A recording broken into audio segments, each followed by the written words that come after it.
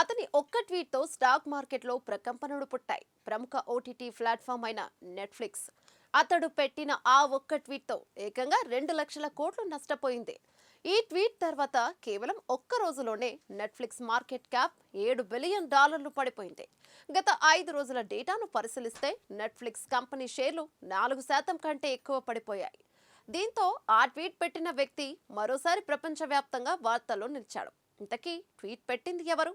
ఒక్క రోజులో 2 లక్షల కోట్లు నెట్ఫ్లిక్స్ నష్టపోయేలా ఆ ట్వీట్తో ఏముంది? Let's watch. Elon Musk. ఆయన గురించి వేరుగా చెప్పాల్సిన అవసరం లేదు. ప్రపంచంలోనే అత్యంత ధనవంతుడైన ఎలాన్ మస్క్ సంచలనాలతో కేరాఫ్గా ఉంటాడు. ఇక ఆయన మాటలు చాలాసార్లు విమర్శలకు దారితీస్తాయి. అయితే ఏదో విధంగా ఎప్పుడూ వార్తల్లో ఉండే ఆయన మరోసారి వార్తల్లో నిలిచారు. అయితే ఆయన చేసిన ఒక్క ట్వీట్ ఎఫెక్ట్ ఇంత పవర్ఫుల్గా ఉంటుందని ఎవరు ఊహించి ఉండరు. ఆయన పెట్టిన ఒక ట్వీట్ ఏకంగా ఒక సంస్థకు 24 గంటల్లోనే 2 లక్షల కోట్ల నష్టాన్ని మూటగట్టింది.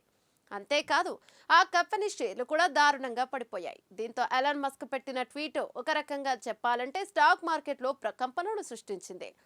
దీంతో ఆ సంస్థకు ఎలాన్ మస్క్ పెట్టిన ట్వీట్ కోలుకోలేని దెబ్బ కొట్టిందనే చెప్పాలి. ఇంతకీ ఆ సంస్థ ఏది? ఎలాన్ మస్క్ పెట్టిన ట్వీట్ ఏంటనే విషయానికి వస్తే, పిల్లల ఆరోగ్యం కోసం నెట్ఫ్లిక్స్ రద్దు చేయాలని ఎలాన్ మస్క్ ట్వీట్ చేశారు. నెట్ఫ్లిక్స్ ఓక్ ఎజెండాను ప్రచారం చేస్తోందనే ఎలాన్ మస్క్ ట్వీట్ ద్వారా చేసిన ఆరోపణలే ఈ పతనానికి కారణమయ్యాయి.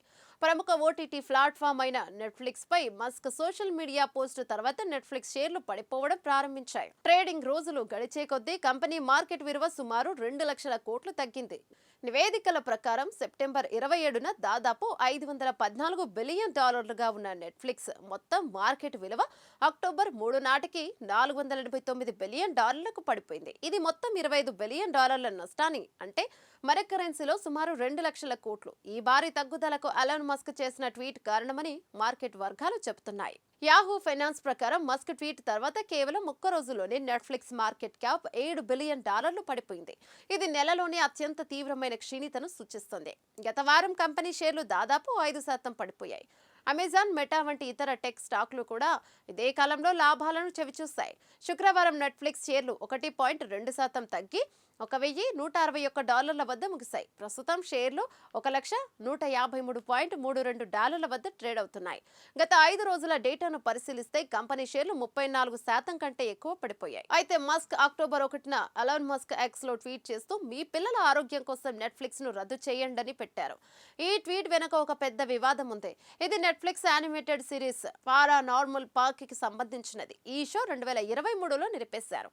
కానీ మస్క్ కొంతమంది నెట్ఫ్లిక్స్ లింగ మార్పిడి సమస్యలను ప్రోత్సహిస్తోందని, ఓక్ ఎజెండాను ప్రచారం చేస్తోందని ఆరోపించారు. పిల్లల మానసిక ఆరోగ్యం కోసం నెట్ఫ్లిక్స్ చూడటం ఆపాలని మస్క్ అన్నారు.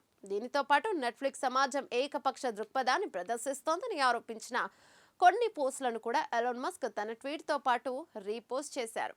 అయితే నెట్ఫ్లిక్స్, ఎలాన్ మస్క్ మధ్య పెద్ద వివాదమే నడుస్తుంది. Right wing activist Charlie Kirk హత్యను అపహాస్యం చేసినట్లు ఆరోపణలు ఎదుర్కొంటున్న డైరెక్టర్ హమీష్ స్టీల్ను ప్లాట్ఫామ్ను నియమించిన తర్వాత తన నెట్ఫ్లిక్స్ సబ్స్క్రిప్షన్ను రద్దు చేసుకునేటట్లు ఎలాన్ మస్క్ తెలిపారు.